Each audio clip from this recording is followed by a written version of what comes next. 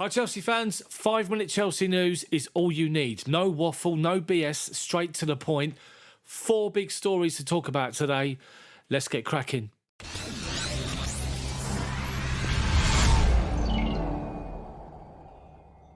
First and foremost, obviously there was the news yesterday that Thomas Tuchel had caught COVID and had to isolate and had to miss the game yesterday. It just so happens, as per confirmed by The Sun, he actually went out for dinner with Marina Granovskaya, who treated him to dinner before the game.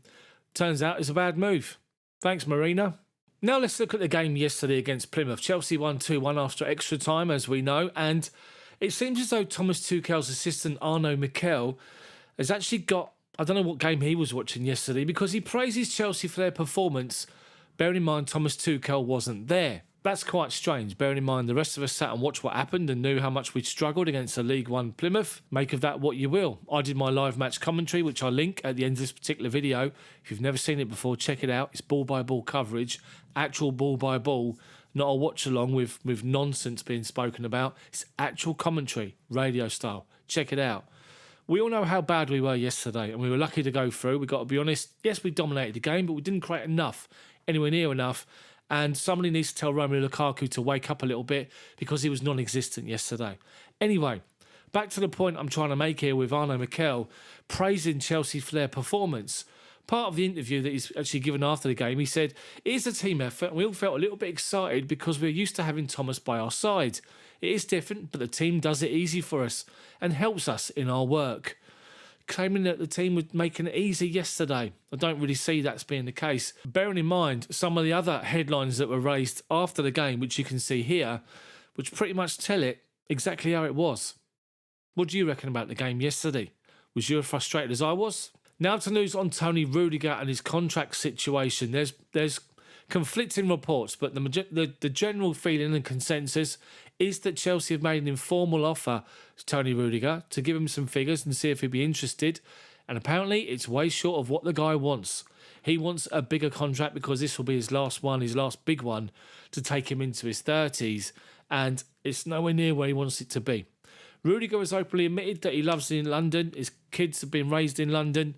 He wants to stay at the club, or ideally wants to stay at the club, but obviously that he wants a contract to match what he believes is his worth. Now, a lot of people have got conflicting opinion on that.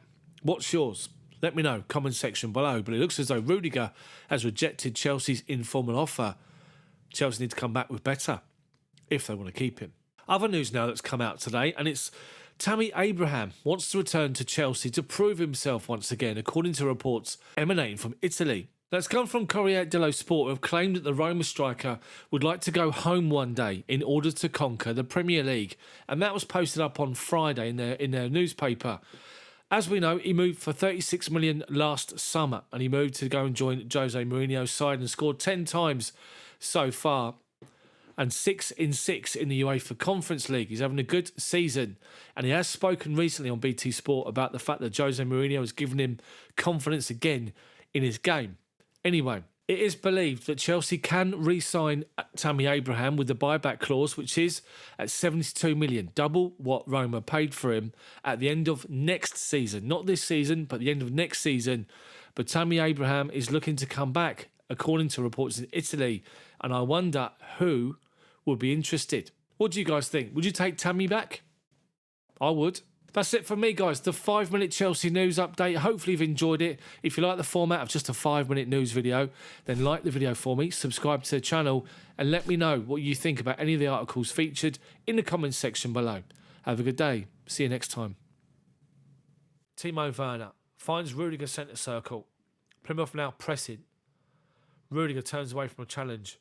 Allowed to stride forward 10 yards, then goes square to Jorginho. Alonso up the line. Looking for a pass inside. Hasn't got one at the moment, but then Havertz makes one outside. Collects the ball. Back to goal. Werner. Havertz is in. Byline. Cross comes in. Back post. There's Alonso! And Alonso scores. And it's Chelsea 2. Plymouth 1. Get in. The goal stands. There wasn't much reaction from the Chelsea players on the pitch, which is why I was wondering if the goal stood. But well played, Chelsea. On the left-hand side, Kai Havertz comes out to make an option for Alonso. Alonso does what he does. He gives the ball to Kai Havertz, then goes and drives inside into the middle of the penalty box. As he drives in the box, Timo Werner comes out and shows Havertz the ball. Havertz plays it to Timo Werner, and Werner opens his body up, sees the one of Havertz in behind, and he plays the pass in between defenders to Kai Havertz's run to the byline.